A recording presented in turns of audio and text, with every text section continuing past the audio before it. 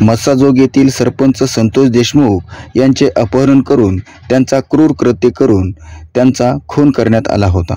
4 दिवस ओलांडूनही मुख्य आरोपी अजूनही अटक करण्यात आला नसल्यामुळे नागरिक शांत बसायला तयार नाहीत।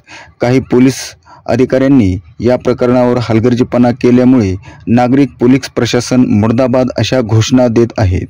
बीड जिल्ह्याचे खासदार बजरंग सोनवणे यांनी केज पोलीस स्टेशनला भेट देऊन आक्रमक भूमिका घेतली आहे।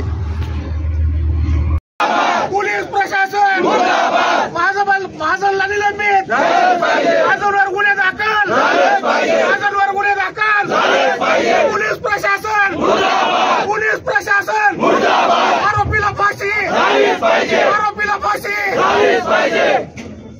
नहीं चलेगी, नहीं चलेगी, नहीं चलेगी, नहीं चलेगी, नहीं चलेगी, नहीं चलेगी, नहीं चलेगी।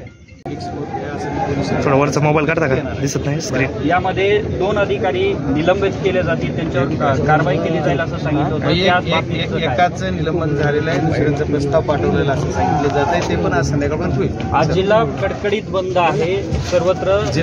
जिल्हावासियांचे मी कौतुक करतो की या एवढ्या घटनेचा निषेध म्हणून जिल्ह्याने सर्व उत्स्फूर्त असा बंद पाळला आहे। शांततेत बंद पाळावा असं आव्हान केलं, शांततेत बंद होतं। काही वेळापूर्वी तुम्ही मस्साजोग या ठिकाणी बोलताना असं म्हणाला की मला सुद्धा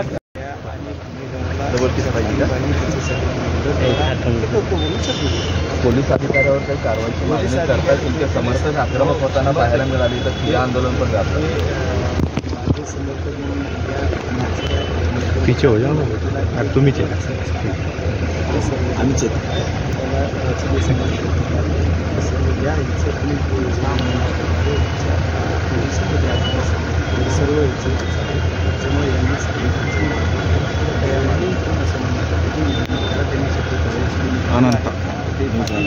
अनंतापुरी पुण्यभूमी पवित्र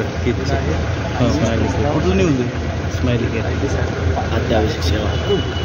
नक्कीच पोलीस अधिकारी जे आहेत राजेश